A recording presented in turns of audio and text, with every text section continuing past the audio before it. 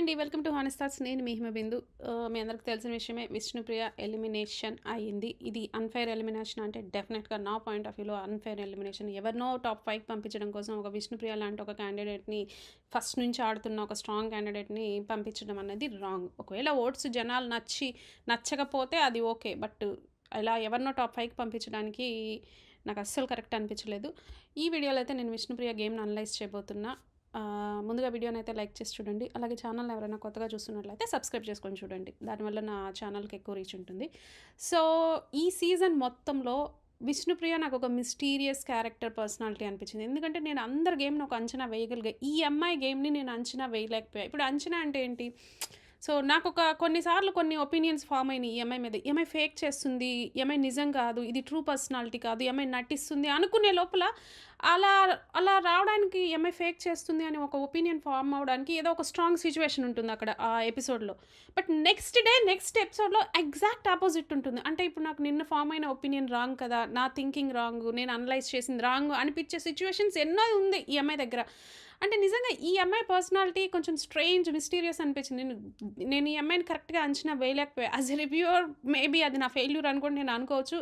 Vishnupriya game నాకు 100% అర్థం కాలేదు. బట్ నాకు అర్థమైన దాంట్లో ఆ అమ్మాయి జెన్యూన్గా ఉందనిపించింది, హానెస్ట్గా ఉందనిపించింది. ఎట్ టైమ్స్ నేను అనుకున్న, ఇంత సెల్ఫ్లెస్గా ఎవరైనా ఉంటారా, ఇది ప్యూర్ యాక్టింగా అంటే అని నాకు చాలాసార్లు డౌట్ వచ్చింది. ఒక స్ట్రాంగ్ ఒపీనియన్ కూడా ఫామ్ చేసుకున్నా, ఎస్ ఇది ఫేక్ అనేసి. బట్ నెక్స్ట్ ఎపిసోడ్లో ఆ అమ్మాయి ఎగ్జాక్ట్గా ఆపోజిట్ చేసి నేను ఏదైతే ఫామ్ చేసుకున్నానో అది రాంగ్ అని ప్రూవ్ చేసింది. సో అందుకే నేను విష్ణుప్రియ నాకు తెలిసినంత వరకు ఐ డోంట్ నో నా అనాలిసిస్ కరెక్టో కాదో, నాకు అనిపించినంత వరకు ఆ అమ్మాయి హానెస్ట్గానే ఉంది ఈ షోలో అనిపించింది. చాలామంది అనే మాట ఏంటంటే విష్ణుప్రియ గేమ్స్ సరిగ్గా ఆడలేదు, టాస్క్ సరిగ్గా ఆడలేదు అనేసి. నేను ఒప్పుకోను. విష్ణుప్రియ చాలా టాస్క్లు ఆడింది. కాకపోతే అందరిలాగా టాస్క్ అయిపోయిన తర్వాత, ఇద్దరు ఓడిపోయిన తర్వాత, గెలిచిన తర్వాత అమ్మాయి డ్రామా క్రియేట్ చేయలేదు. దానివల్ల అమ్మాయికి ఎక్కువ పేరు రాలేదు. మీరు చూస్తే స్టార్టింగ్ నుంచి కూడా ప్రభావతి టాస్క్ అమ్మాయి చాలా బాగా ఆడింది. కాకపోతే ఆ టాస్క్లో ఓన్లీ ప్రేరణ, యష్మి హైలైట్ అయ్యారు. ఎందుకు హైలైట్ అయ్యారు? వాళ్ళిద్దరు నిఖిల్కి, పృథ్వీకి ఆపోజిట్గా వెళ్ళారు కాబట్టి హైలైట్ అయ్యారు. కానీ విష్ణుప్రియ ఆడిన దానికి అక్కడ ఏమీ గుర్తింపు రాలేదనమాట ఆ అమ్మాయికి. ఆ తర్వాత ఇంకొక టాస్క్ జరిగినప్పుడు స్విమ్మింగ్ పూల్లో దిగి కీ ఓపెన్ చేసేది. ఆ రోజు నిఖిల్ మీద అమ్మాయి గెలవాల్సిన టాస్క్ అంత బాగా ఆడింది ఆ రోజు విష్ణుప్రియ. అలాగే ఇంకోసారి ప్రేరణ మెగా చీఫ్ అయినప్పుడు ప్రేరణ, విష్ణుప్రియ, యష్మి ఒక గేమ్ ఆడతారు. ఆ స్విమ్మింగ్ పూల్లో దిగి ఆ ఇసుకలో మళ్ళీ బ్యాగులు విసిరేసే గేమ్. ఆ గేమ్ కూడా అమ్మాయి చాలా బాగా ఆడింది. ఆ తర్వాత అదే నెక్స్ట్ డే పృథ్వీతో ఇంకో గేమ్ ఆడుతుంది. పృథ్వీతో ఏం గేమ్ అంటే అదే కీ ఓపెన్ చేసి వెళ్ళి ఆ యాక్షన్ రూమ్లో కీ కోసం వెతుకుతుంటారు. ఆ గేమ్ కూడా అమ్మాయి బాగా ఆడింది. పృథ్వీ కంటే ఫాస్ట్గా ఆడింది కూడా.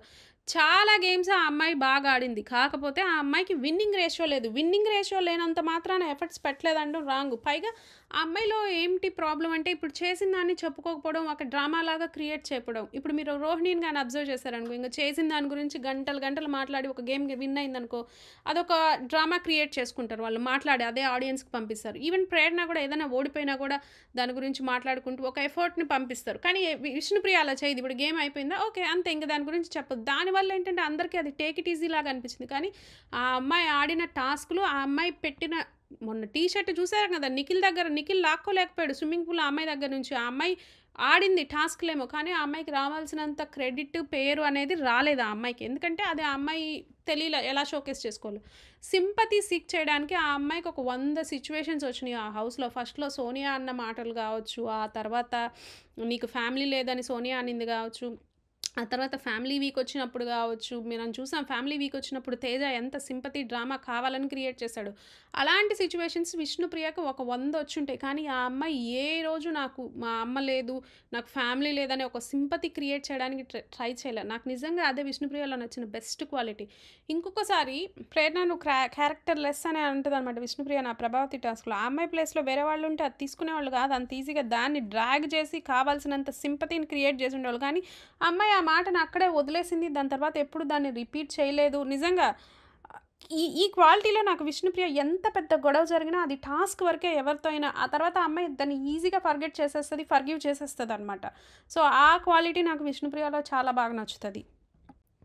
విష్ణుప్రియలో నాకు బాగా నచ్చే క్వాలిటీ ఏంటంటే, సమ్‌టైమ్స్ ఆ అమ్మాయి చాలా సెల్ఫ్‌లెస్‌గా ఆలోచిస్తది. ఇప్పుడు రీసెంట్‌గా చూస్తే మీరు ఆ అమ్మాయి లాస్ట్ వీక్ డేంజర్ జోన్ దాకా వెళ్ళొచ్చింది పృథ్వీతో. అయినా గూడా ఈ వీక్ తను ఒక గేమ్‌లో ఒక డ్రాప్ అయిపోవాలంటే, ఆ అమ్మాయి డ్రాప్ అయిపోయి రోహిణికి ఛాన్స్ ఇచ్చింది. అంత ఈజీ కాదు. అదే రోహిణి ఉంటే ఇస్తదంటే డెఫినెట్‌గా ఇవ్వదని నేను 100% చెప్పగలను.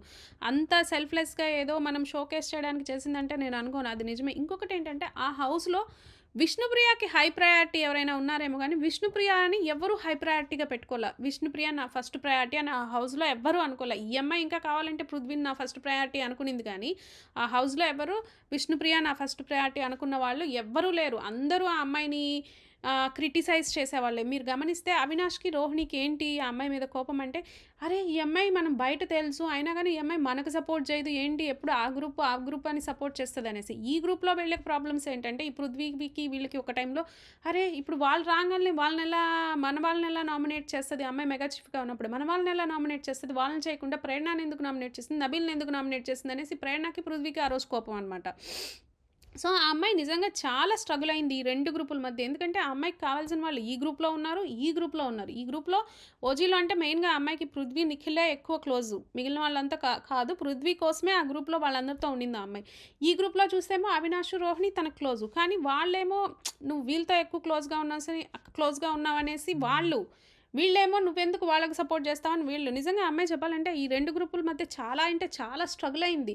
దానివల్ల ఆ అమ్మాయి గేమ్ అంతా పాడైపోయింది. చూడండి ఈ బ్యాక్ బిచ్చింగ్ రోహిణి, అవినాష్, తేజ ఎందుకు స్టార్ట్ చేశారు వీళ్ళతో సరిగ్గా లేదనేసి. సో, దానివల్ల ఎక్కువ నెగెటివ్ అయిపోయింది. లాస్ట్ వీక్ ఆ ఆటో టాస్క్ జరిగినప్పుడు రోహిణి ఎంత మాట్లాడింది. చాలామంది నిజంగా నాకు అర్థం కాదు గానీ, రోహిణి ఏదో ఒక్క గేమ్ గెలవంగాల్నే పృథ్వీ మీద ఆ అమ్మాయిని ఇంగ విష్ణుప్రియని వీళ్ళని ఎంత నెగెటివ్‌గా తీసుకెళ్తున్నారు. ఏమనింది విష్ణుప్రియ అసలు రోహిణినే అక్కడ రెచ్చిపోయేదో అనింది. దానికి విష్ణుప్రియ ఏదో రియాక్షన్ ఇచ్చింది. నీ ప్లాన్ ఏంటో మాకు తెలుసు అనింది కదా రోహిణి. ఆ తర్వాత విష్ణుప్రియని ఎంత నెగెటివ్‌గా పోర్ట్రే చేశారు మీరు చూస్తే. రోహిణి, అవినాష్, తేజ ఎక్కువ విష్ణుప్రియని నెగెటివ్ చేసింది ఆ హౌస్‌లో వాళ్ళే. ప్రతి దానికి మీరు గమనిస్తే ఆ కిచెన్‌లో కూడా ఇట్లా ఆ అమ్మాయి ఏదో ఫ్రెండ్లీగా వెళ్ళి ఏముంటుంది కిచెన్ పని అని కామెడీగా అనిందని దాన్ని ఒక పెద్ద మ్యాటర్ చేసి అవినాష్ హౌస్‌లో అందరికీ చెప్పి రోహిణి దగ్గర, నిఖిల్ దగ్గర ఇంకా ఇంకొకళ్ళెవరు హరితేజ దగ్గర అందరూ ఆ అమ్మాయిని బ్యాడ్ చేశారా? మళ్ళీ ఇంకా ఆ తర్వాత ప్రతి దానికి ఏంటో రోహిణి బాధేంటో అసలు రోహిణి రావడం విష్ణుప్రియని నామినేట్ చేసింది. మళ్ళీ ఛాన్స్ దొరికినప్పుడల్లా విష్ణుప్రియని నామినేట్ చేసింది.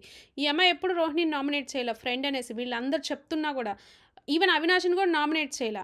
సో, వాళ్ళేమో చాలా సార్లు అవినాష్ కానీ, రోహిణి గానీ విష్ణుప్రియని చేశారు. చేసి మళ్ళీ ఈ అమ్మాయినే నెగెటివ్‌గా ప్రొజెక్ట్ చేశారన్నమాట. నిజంగా విష్ణుప్రియ ఎక్కువ బ్యాడ్ అవ్వడానికి రీజన్ రోహిణి, అవినాషే.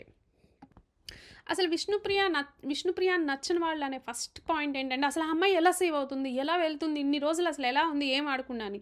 అది నేను ఒప్పుకోను. అది రాంగ్. మెజారిటీ పీపుల్ ఆ అమ్మాయిని నచ్చి, ఆ అమ్మాయికి ఓట్ చేసి పంపుతున్నారంటే, ఒక సెట్ ఆఫ్ ఆడియన్స్ ఆ అమ్మాయి గేమ్ నచ్చి పంపుతున్నారంటే, మనం ఆ ఆడియన్స్‌ని రెస్పెక్ట్ చేయాలి.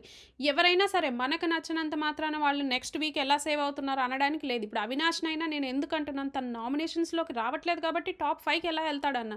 ఒకవేళ అదే అవినాష్ నామినేషన్స్‌లో ఉండి ఆడియన్స్ గాని సేవ్ చేస్తే నాకు నచ్చకపోయినా కూడా నేను ఆ డెసిషన్‌ని రెస్పెక్ట్ చేస్తా. ఎందుకంటే మనకు నచ్చినంత మాత్రాన వేరే కంటెస్టెంట్స్ సేవ్ అవ్వకూడదు అనడానికి లేదు. మెజారిటీ పీపుల్ వాళ్ళ గేమ్‌ని నచ్చి వాళ్ళు పైకి పంపిస్తున్నప్పుడు మనం ఆ డెసిషన్‌ని రెస్పెక్ట్ చేసి తీరాలి.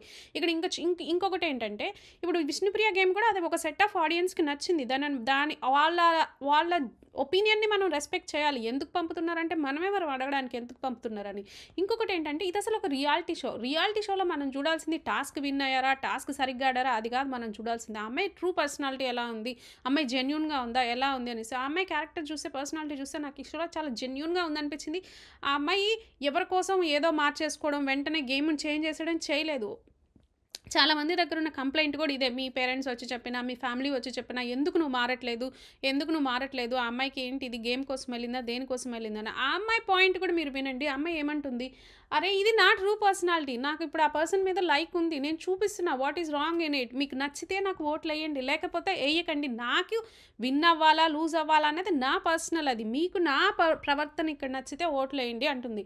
ఆ అమ్మాయి అంత స్ట్రాంగ్‌గా ఆ అమ్మాయి అనుకున్న దానికి నిలబడింది. నాకు నిజంగా అది మాత్రం విష్ణుప్రియ చాలా నచ్చింది. ఎందుకంటే ఒక అమ్మాయి అయ్యుండి ఒక షోలో యెస్ నేను ఆ అబ్బాయి వెంట పడుతున్నాను, నాకు నచ్చాడు అని ఓపెన్‌గా చెప్పింది. దీనివల్ల బయట ఎంత నెగటివిటీ వస్తదో ఆ అమ్మాయికి తెలుసు. స్టిల్ అయినా కూడా ఆ అమ్మాయి అనుకున్న దానికి స్టిక్ అయ్యి అదే ఆ అమ్మాయి ఫేక్ చేయకుండా చూపించిందంటే నాకు అది స్ట్రాంగ్ క్యారెక్టరిస్టిక్కే అనిపించింది ఆ అమ్మాయిలో.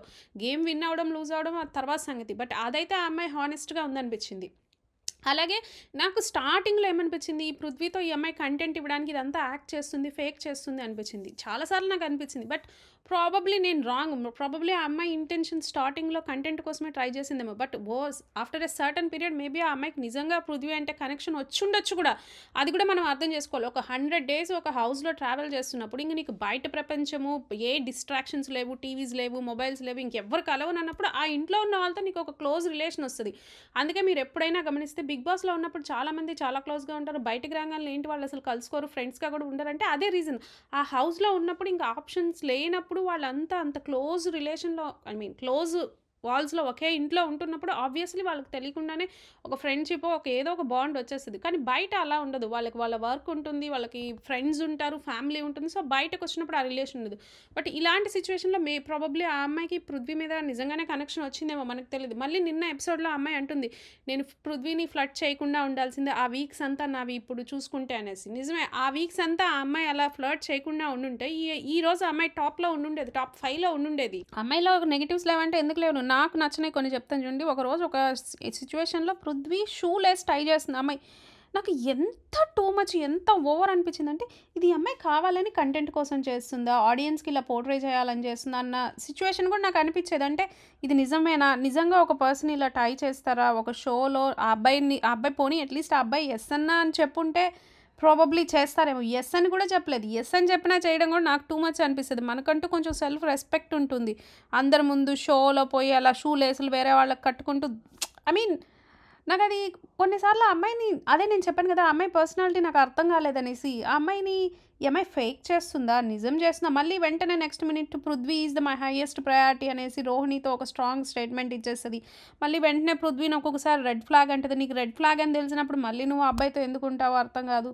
మళ్ళీ పృథ్వీ కోసం లాస్ట్‌లో యష్మితో ఎంత పెద్ద ఫైట్ చేసి ఆ టీ షర్ట్ టాస్క్ అప్పుడు యష్మిని కూడా కొంచెం కార్నర్ చేయడానికి ట్రై చేసింది. ఇవన్నీ చూస్తుంటే అసలు ఈ అమ్మాయి ట్రూ పర్సనాలిటీ ఏంటి అని నాకు అర్థం కాలేదు ఆ అమ్మాయి. ఇవే ఆ అమ్మాయిలో నెగెటివ్స్ అనమాట. మళ్ళీ ఇంకా ఆ అమ్మాయిలో నాకు నచ్చని క్వాలిటీ ఏంటంటే పని దగ్గర కొంచెం దొంగ అనమాట. ఏదైనా పని చెప్తే సరిగ్గా చేయాలి, క్లీన్‌గా చేయాలి. మళ్ళీ దాన్ని కూడా క్లీన్‌గా చేయాలా? మనం ఏమన్నా ప్రొఫెషనల్సా అంటది. ప్రొఫెషనల్స్ కాదు. బట్ మనం మనకిచ్చిన పనిని స్కిప్ చేయడానికి చూడకూడదు కదా! అందరూ అక్కడ ఉండేవాళ్ళందరూ ఆ అమ్మాయిలాగే కదా! అందరూ ఏం ప్రొఫెషనల్స్ కాదు కదా పనిలో. వాళ్ళ పని వాళ్ళు చేస్తున్నప్పుడు ఎవరి పని వాళ్ళు చేయాలి కదా! సో, ఏది ఏమైనప్పటికీ విష్ణుప్రియలో నెగెటివ్స్ కంటే పాజిటివ్సే ఎక్కువున్నాయి. ప్లస్ తన అనుకున్న విధంగా, తనకి నచ్చిన విధంగా హానెస్ట్‌గా షోలో తను ఎలా ఉండాలనుకుందో అలాగే ఉంది. లాస్ట్ 2 వీక్స్ తన బిహేవియర్, తను పాయింట్స్ పెట్టడం గానీ చాలా అంటే చాలా బాగుంది. ఇలాగానే ఆ అమ్మాయి ఫస్ట్ నుంచి ఉండుంటే, ఈరోజు ఆ అమ్మాయి ఆ షో టాప్ 1 టాప్ 2 అయ్యుండేది. బట్ అది హర్ చాయిస్ అనమాట. మనం ఏం చేస్తాం ఆవిడ చాయిస్. నాకు ఇలాగే ఉండాలంది, ఇలాగే ఉన్నానంది. సో, నో రిగ్రెట్స్ అనమాట. సో, మనం ఆల్ ది బెస్ట్ చెప్దాం విష్ణుప్రియకి. విష్ణుప్రియ గారి కెరియర్ బాగుండాలని కోరుకుందాం. సో, మీకు గనుక ఈ వీడియో నచ్చితే లైక్ చేయండి, షేర్ చేయండి, సబ్స్క్రైబ్ చేయండి. Thank you.